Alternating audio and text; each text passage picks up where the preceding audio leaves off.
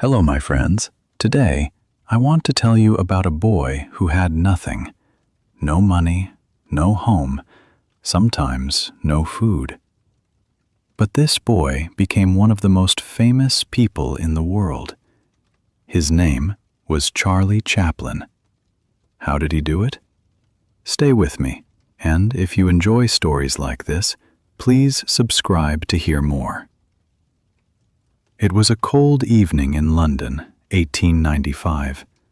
A small boy sat on the street corner. His name was Charlie Chaplin. He was only 6 years old. He was hungry. He was cold. His clothes were old and dirty. Charlie looked at people walking by. They did not look at him. Nobody stopped. Nobody helped. Charlie's life was very hard from the beginning. His father left the family when Charlie was very young. His mother, Hannah, tried to take care of Charlie and his brother Sidney. She was a singer. She sang in small theaters, but she did not earn much money. Sometimes she could not work at all. She became sick. Her voice stopped working. Without her voice, she could not sing. Without singing, there was no money. The family became very poor. They moved from house to house. Sometimes they had no house at all. They slept on the streets. Charlie was always hungry. He wore the same clothes every day. Other children laughed at him. He felt ashamed. He felt alone. When Charlie was 7, something terrible happened. His mother became very sick. She could not think clearly anymore. The government took her to a hospital for sick people. Charlie and Sidney had no parents now. They were sent to a workhouse. A workhouse was a place for poor children. It was not a nice place. The children worked hard every day. They cleaned floors. They washed clothes. They got very little food. The rooms were cold. The beds were hard. Charlie hated it there. But even in this dark time, something special happened. Charlie discovered something inside himself. He could make people laugh. When the other boys were sad, Charlie made funny faces. He walked in a silly way. He told jokes. The boys laughed. For a moment, they forgot their hunger. They forgot their sadness. Charlie felt something new. He felt important. He felt alive. It was a sunny morning in London, 1903. Charlie was now 14 years old. He walked into a small theater. The theater was looking for young actors. Charlie was nervous. His hands were shaking. But he wanted this job very much. He needed this job. The theater manager looked at Charlie. "Can you act?" he asked. "Can you make people laugh?" Charlie did not answer with words. He started to move. He walked like an old man. Then he walked like a drunk man. Then he pretended to fall. The manager laughed. "You're good, boy. You can start tomorrow." This was Charlie's first real job in theater. He was part of a comedy group. They traveled around England.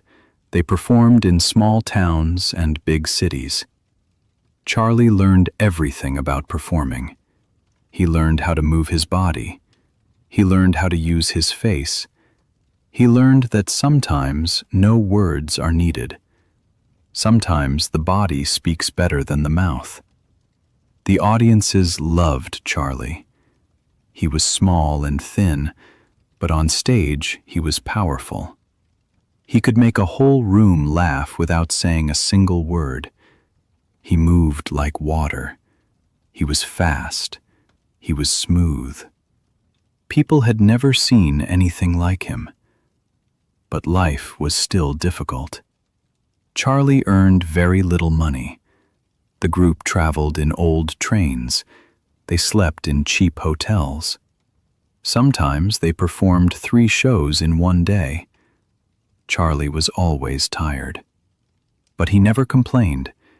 He knew this was his chance. This was his way out of poverty.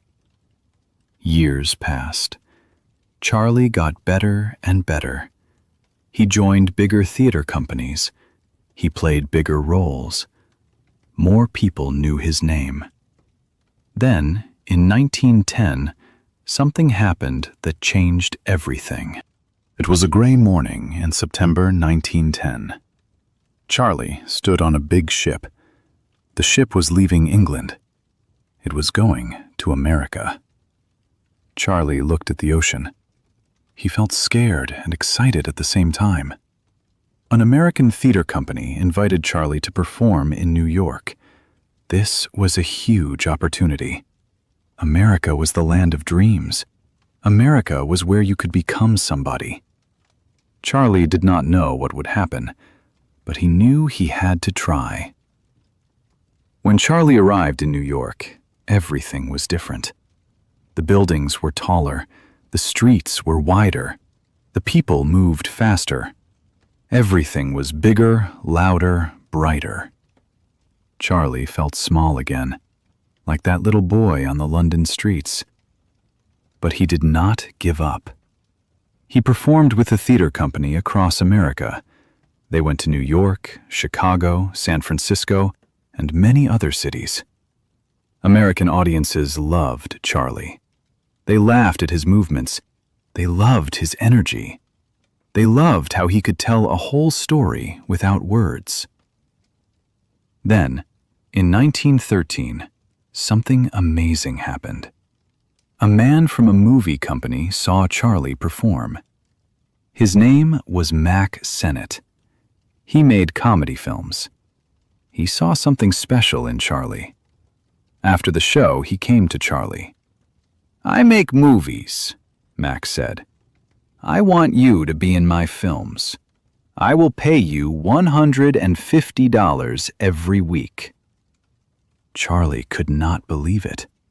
$150 every week. That was more money than he ever dreamed of. But there was one problem. Charlie had never made a movie before. He knew nothing about cameras or film. Would he be good enough? Charlie thought for 1 minute. Then he said yes. It was a cold day in January 1914 in Los Angeles, California. Charlie walked into Keystone Studios for the first time. This was where they made movies. He saw cameras, lights, and actors everywhere. Everyone was busy. Everyone knew what to do. Charlie felt lost. His first films were not very good. Charlie did not understand how to act for the camera. In theater, you act big. You move big so people in the back can see you. But in movies, the camera is close. You must act smaller, more natural. Charlie had to learn everything again. At first, the director told Charlie what to do. "Stand here, move there, do this." But Charlie did not like that. He wanted to create his own character. He wanted to do something different. Then, one day, the director told Charlie, "We need to film in 30 minutes. Go find a costume. Find something funny." Charlie went to the dressing room. He looked at all the clothes. He picked a small jacket. It was too small for him. He picked big pants. They were too big. He found big shoes. He found a small hat. He found a cane. He put on a small mustache. Charlie looked in the mirror. Something magical happened. A new person looked back at him. This person was poor but proud. This person was small but brave. This person was sad but funny. This person had a good heart. Charlie walked onto the set. Everyone stopped and looked. Then they started laughing. The character was perfect. This was the birth of the Tramp. This was the character that would make Charlie Chaplin famous around the world. The Tramp became Charlie's most famous character. In every film, the Tramp was poor. He wore the same old clothes. He had no money. But he always tried to do the right thing. He helped people. He fell in love. He fought against bullies. He made people laugh, but he also made them cry. People everywhere loved the Tramp. They saw themselves in him. Everyone knew what it felt like to be small. Everyone knew what it felt like to struggle. But the Tramp never gave up. He always kept walking, even when life was hard. That gave people hope. It was a warm evening in 1915 in Los Angeles. Charlie sat in his small apartment. He read a letter.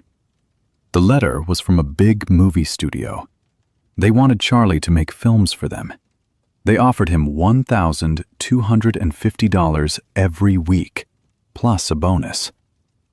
Charlie read the number again. $1,250 every week. Just 1 year ago, he was earning $150 a week, and he thought that was amazing. Now this. Charlie signed the contract. He made more films. Each film was better than the last. Charlie learned fast. He was not just an actor anymore. He started to direct his films too. He controlled everything. He chose the stories. He chose the actors. He chose how to film each scene. He was becoming an artist. His films became more popular. People lined up outside theaters to watch them. Children loved him. Adults loved him. Rich people and poor people all laughed at his films. Charlie Chaplin became the most famous movie star in the world. But Charlie wanted more than just laughs. He wanted his films to have meaning. He wanted to touch people's hearts. So he started to add emotion to his comedy. In his films, the Tramp was still funny, but now he was also human. He felt joy. He felt pain. He felt love. He felt loss. In 1921, Charlie made a film called The Kid. It was about the Tramp who finds a poor child and takes care of him. The film was funny, but it was also very emotional. People cried when they watched it. It was one of the first films to make people laugh and cry at the same time. The film was a huge success. Charlie was now more than a star. He was a legend. But success brought new problems. It was a bright morning in 1919 in Hollywood, California. Charlie sat at a big table. 3 other men sat with him. Their names were Douglas Fairbanks, Mary Pickford, and D.W. Griffith. They were all famous movie stars and directors. They made an important decision that day. They created their own movie studio. They called it United Artists. This was revolutionary. Before this, big studios controlled everything. They controlled the actors. They controlled the money. They controlled the films. But now, Charlie and his partners were free. They could make any film they wanted. They could take their time. They could spend more money. They could make art, not just entertainment. For Charlie, this was a dream come true. He could finally make the films he always wanted to make. And he did. In 1925, he made The Gold Rush. It took him over a year to make this one film. In the film, the Tramp goes to Alaska looking for gold. He faces cold, hunger, and danger. There is one famous scene.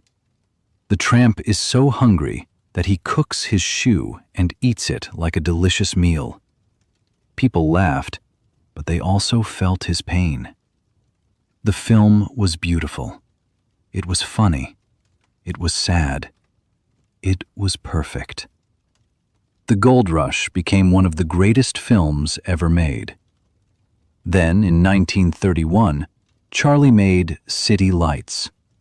This was a special time. Other movies now had sound. Actors talked, they sang. But Charlie did not want sound in his film. He believed that the body and the face could tell the story better than words. He was right. City Lights had no talking, but it made people cry more than any talking film.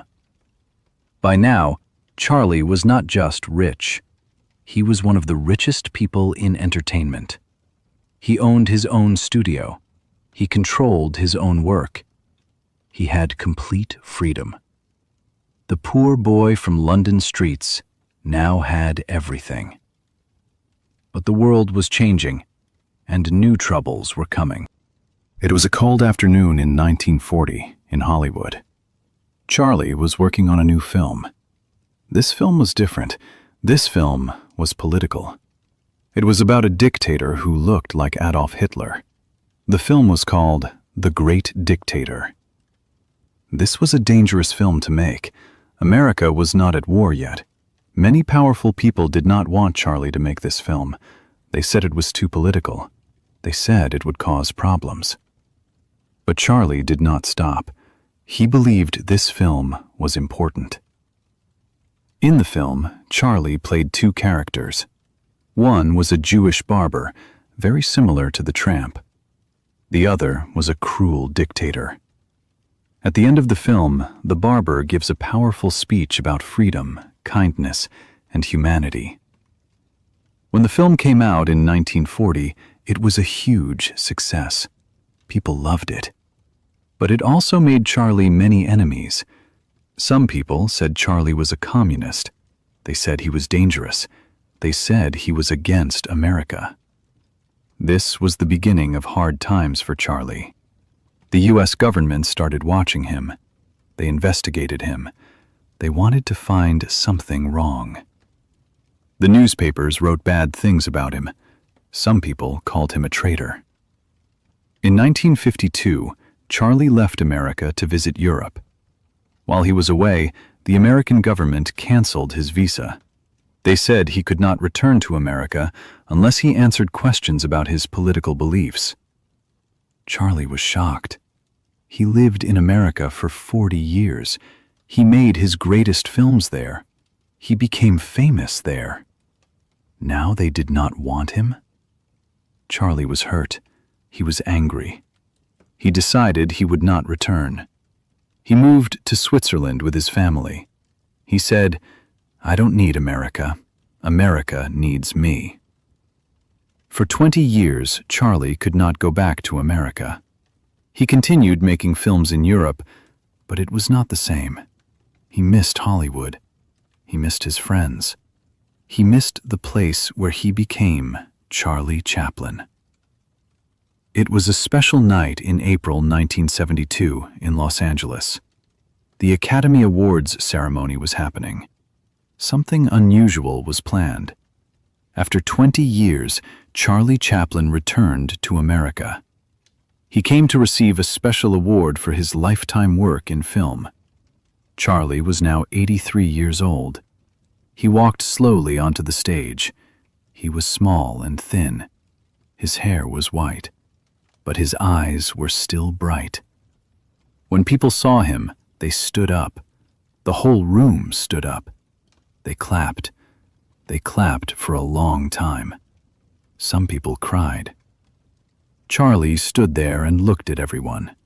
He smiled. He said only a few words. "Thank you. Thank you so much." That night was healing. America remembered why they loved Charlie Chaplin. They remembered the joy he gave them. They remembered the Tramp. They remembered the laughter. They forgot the politics. They forgot the anger. Charlie returned to Switzerland. He spent his last years there with his wife Una and their children. He was happy. He was peaceful. He had a big family. He had love. He had memories of an incredible life. On Christmas Day, 1977, Charlie Chaplin died. He was 88 years old. The world mourned. Newspapers everywhere wrote about his death. People shared their favorite Chaplin moments. They watched his films again. Charlie Chaplin left behind something precious. He left behind films that still make people laugh and cry. He left behind the Tramp, a character that everyone in the world knows. He left behind proof that one person, even a poor boy from London streets, can change the world. Charlie Chaplin's story teaches us something important. Life can be very hard. You can start with nothing. You can face terrible problems. But if you work hard, if you never give up, if you follow your passion, you can create something beautiful. You can touch millions of hearts. You can become immortal through your art. From the streets of London to the stages of America, from silent films to eternal fame, Charlie Chaplin walked a long road. He walked it with dignity. He walked it with humor. He walked it like the Tramp, always moving forward, always hoping, always human. Thank you for listening to this story. If you enjoyed it, please like this video and subscribe for more stories that help you learn English naturally. And tell me in the comments, which historical story do you want to hear next? Where are you watching from? I love hearing from you. See you in the next story, my friends.